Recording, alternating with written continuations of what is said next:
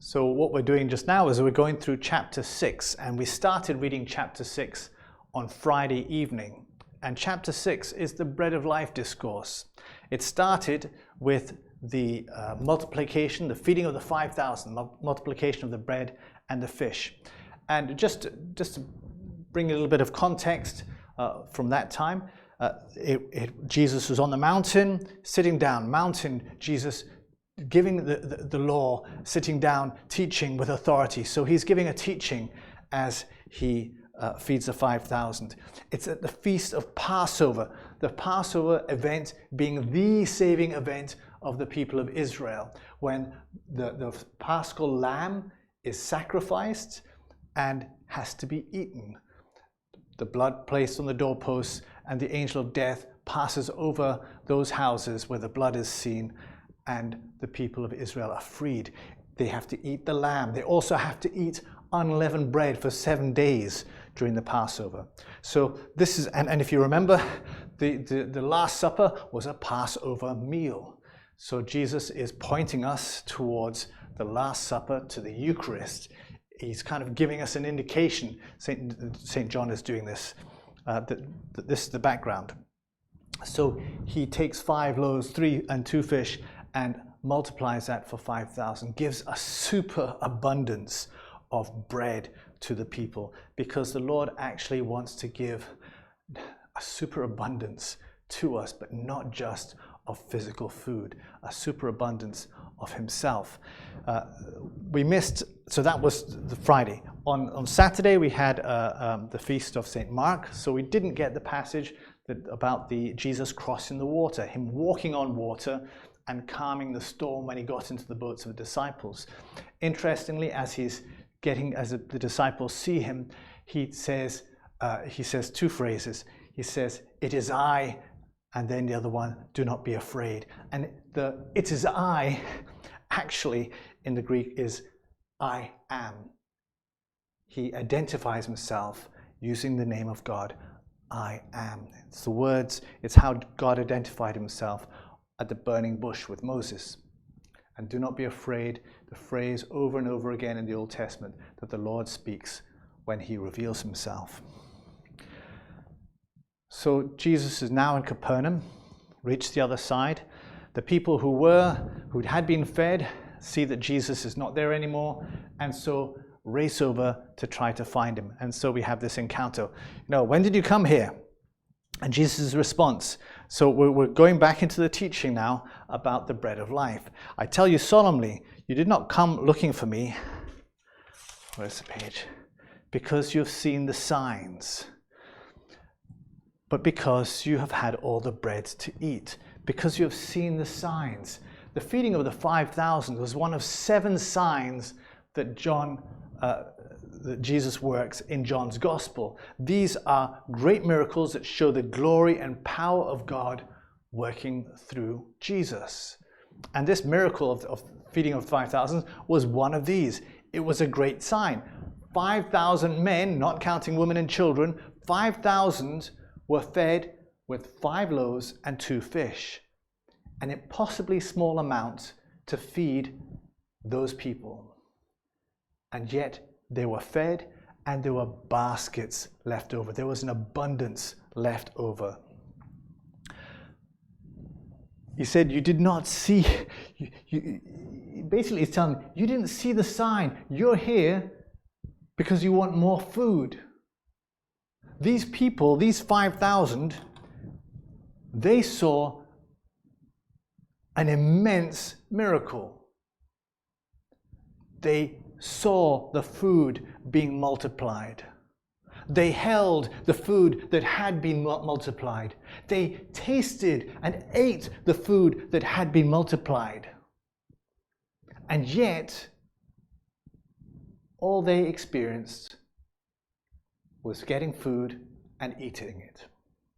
They failed to see the miracle. All they saw was, he fed me and I want to be fed some more. I want more food for my stomach.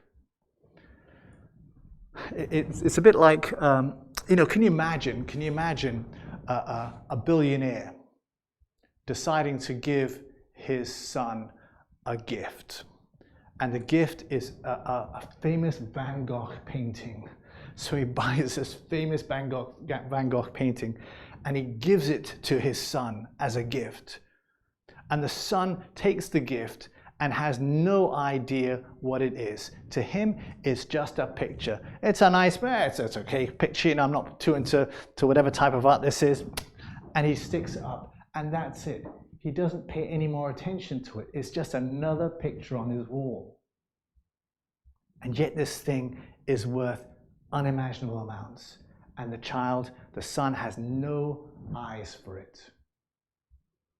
Or another, you can another picture for it might be, there are some foodstuffs which are very, very difficult to find and very, very expensive. I think truffles are one of those. I think it can cost hundreds or even thousands of pounds. And sturgeon's eggs, caviar, you can get very, very expensive caviar. And you could imagine giving somebody one of these things and then eating it and saying, that was nice, give me some more, without actually knowing how precious, how valuable what they're eating is. And all they're seeing is, this is just food that I like the taste of.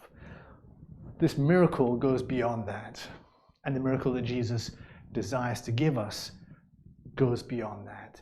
Jesus has worked an immense miracle, and they don't have eyes for it. They see food and they want more food. And so Jesus is trying now to redirect their attention. Do not work for food that cannot last, but work for the food that endures to eternal life. We get so caught up in the stuff of today. We get so caught up in doing my job, looking after the house, feeding the kids, whatever. And our world can be just this world. And we can work hard for the stuff of this world. And the reality is that well, this world will come to an end. My place in this world is definitely going to come to an end, sooner rather than later. And so we have to be looking towards eternal life. And Jesus is saying that we've got to take our eyes off this world. Yes, don't be so heavenly minded that we're of no earthly use, but we're to focus, to keep our eyes fixed on eternal life and work for eternal life. It's a bit like in earlier on in John's Gospel, we had the Samaritan woman. If you remember the Samaritan woman, I'll just find the text here. Jesus was speaking to the Samaritan woman at the well, and he was saying that whoever drinks this water will get thirsty again. But anyone who drinks the water I shall give will never be thirsty. That water that I shall give will turn into a spring inside them, welling up to eternal life. What Jesus wants to give us will feed us, will sate our thirst for eternal life, will lead us to eternal life. This is the gift he wants to give. And so Jesus laying the groundwork here. They ask, what are the works? What do we have to do to get this eternal life? And the work that Jesus starts with here is believing in Jesus. Believe in me. Don't race after me because I'm working miracles. Do you know, it's strange. We used to, before this thing started, we used to have healing services here. And people would come and they'd experience healing, either physical or emotional or spiritual. They'd experience stuff. And the sad thing was, and even in the Gospels, is that people would experience this healing. They'd be happy about feeling better, but their lives wouldn't change. Jesus would work a miracle with them, and yet there was no conversion of heart. They didn't believe in the one who had healed them.